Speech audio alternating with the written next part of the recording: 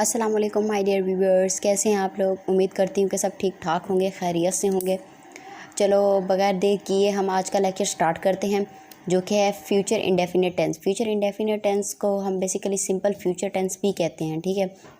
और simple future tense में क्या क्या होगा कि the formula of the simple future is will, ठीक है। इसमें सबसे पहले इसका जो फार्मूला होगा ना, इसमें सिर्फ हम जो helping verb as a use करेंगे वो करेंगे विल, ठीक है।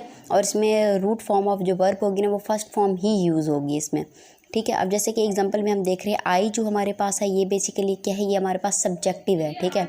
सब्जेक्टिव क्या होता है? सब्जेक्टिव वो होता है कि जो बेसिकली एक एज अ नाउन और प्रोनाउन वर्क कर रहा होता है और हमें बता रहा होता है कि इसने क्या काम करना है, ठीक है। और विल जो हमारे पास आती है वो आती है कि हेल्पिंग वर्ब के तौर पर। और लर्न जो है ये हमारे पास आ जाता है एक form of verb. Form of verb यहाँ पे कहते हैं यूज़ हो रही है, first form of verb use हो रही है। अ न्यू लैंग्वेजेस ये हमारे पास आ रहा है ऑब्जेक्ट, ठीक है। ऑब्जेक्ट क्या आ रहा है? ऑब्जेक्ट बेसिकली वो चीज़ होती है जिसके ऊपर जो हमारा सब्जेक्ट होता है ना वो वर्क कर रहा होता है, मतलब प्रॉपर बेस कर रहा होता है, ठीक है। अब जैसे यहाँ पर अगर हम एग्जांपल्स देख लें, my brother will sleep till नून, ठीक है। अब टिल नून यहाँ पे मैंने पहले ही कहा था कि ये बेसिकली ना एक टाइम का मेंशन भी हो सकता है, ठीक है।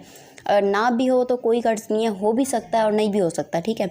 माई ब्रदर विल स्लीप मतलब मेरा भाई सोएगा टिल नून, ठीक है। आफ्टरनून के बाद जो टाइम आता है उसको नून बोलते हैं, यानी कि नून के टाइम वो सोएगा।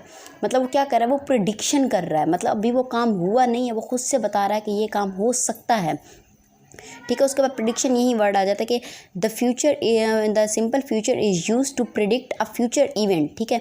मतलब होने वाले काम को पहले से ही पेशन गोई कर लेना, मतलब ये काम हो सकता है या होगा, ठीक है, उसको प्रिडिक्शन बोलते हैं। अब जैसे यहाँ पे उसने ये तो नहीं कहा कि मेरा भाई सो रहा है या सो रहा था, उसने कहा कि वो नून के बाद सोएगा, ठीक है। अब time reference, the future simple future refers to a time later than now, मतलब वो अब से थोड़ा बाद का बता देना कि ये काम बाद में होगा, ठीक है। मतलब टाइम मेंशन हो भी सकता है और नहीं भी हो सकता, लेकिन हमें टेंस से पता चल जाएगा। जहाँ पे विल होगा उसकी जो उर्दू में उसके आखिरी लफ्ज़ की पहचान होगी ना वो होगी गा गी गे, मतलब मैं ये काम करूँगा, मैं ये काम करूँगी या हम ये काम करेंगे, ठीक है।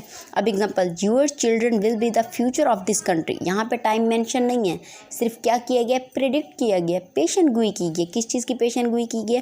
कि जो आपके बच्चे हैं वो हमारे मुल्क का क्या है? मुस्तकबिल बनेंगे, ठीक है, या मुस्तकबिल होंगे, ठीक है। अब यहाँ पे हेल्पिंग वर्ब कौन सी यूज़ हो रही है? इसमें हेल्पिंग वर्ब विल भी यूज़ हो सकता है और विल भी यूज़ हो सकता है। अभी तक जो हमने ऊपर से एग्जांपल्स पढ़ी हैं इसमें सिर्फ क्या यूज़ हो रहा है? हमारे पास विल यूज़ हो रहा है, ठीक है। अब फॉर्म ऑफ वर्ब कौन सी यूज़ होगी? इसमें सिर्फ first form of verb use होगी। अब example, she will write the email after lunch, ठीक है, मतलब वो लंच के बाद जो है वो ईमेल लिखेगी, प्रेडिक्शन। और टाइम भी आ रहा है कि लंच के बाद। अब नेगेटिव में हम इसको किस तरह करेंगे कि हमेशा हमने शुरू से ही पढ़ा है कि क्या करेंगे कि जो हमारे पास विल है, हेल्पिंग वर्ब है, उसको हम क्या कर देंगे, ठीक है। अब हमारे नेगेटिव में क्या होगा कि हमने जैसे पहले ही पढ़ा था कि विल के बाद हमेशा हम क्या लगा देंगे? नॉट लगा देंगे। मतलब विल क्या होगा? हेल्पिंग वर्ब के बाद लगाना है। सबसे पहले क्या आएगा? हमारा सब्जेक्ट आएगा, सब्जेक्ट के बाद हमारा क्या आएगा? हेल्पिंग वर्ब आएगा, और हेल्पिंग वर्ब के बाद हमारा क्या आएगा? शी विल नॉट, यानी कि नॉट लगा देंगे, ठीक है। उसके बाद राइट क्या आ जाती है? फॉर्म ऑफ वर्ब आ जाती है। She will not right the email, उसके बाद जो हमारा प्रॉपर सेंटेंस होगा उसको क्रिएट कर देंगे, यानी कि ऑब्जेक्टिव, ठीक है। उसके बाद हम कर देंगे इंटरोगेटिव में क्या कर दें? इंटरोगेटिव में जिसने मेरी पिछली वीडियोस नहीं देखी वो जाके देख ले, ठीक है, उसमें पता चल जाएगा कि इंटरोगेटिव में हम क्या करते हैं, ठीक है। बाकी और लाइक और सब्सक्राइब करना भी मत भूलिएगा, ठीक है। चलिए बढ़ते हैं हम अपने लेक्चर दोबारा। अब इंटरोगेटिव में क्या होगा कि विल शी, यानी कि जो हमारा हेल्पिंग वर्ब है वो क्या आ जाएगा? वो शुरू में आ जाएगा। Will she write the email after lunch, मतलब वो एक किस्म का प्रिडिक्ट भी कर रही है, और दूसरा ये कि प्रिडिक्ट में इंटरोगेट भी कर रही है हमसे कि क्या वो लंच के बाद ईमेल लिखेगी, ठीक है। अब उसके बाद नेगेटिव और इंटरोगेटिव भी आ सकता है, मतलब एक किस्म का जो हमारा क्वेश्चन होगा वो नेगेटिव में भी आ सकता है और इंटरोगेटिव में भी आ सकता है। अब मतलब कैसे? इंटरोगेटिव और नेगेटिव में ये आ सकता है कि वो हमसे इंटरोगेट भी कर सकता है, मतलब हमारा जो सेंटेंस है, और इंटरोगेट के अंदर ही वो हमसे नेगेटिव में भी इंटरोगेट कर सकता है। मतलब जैसे कैसे?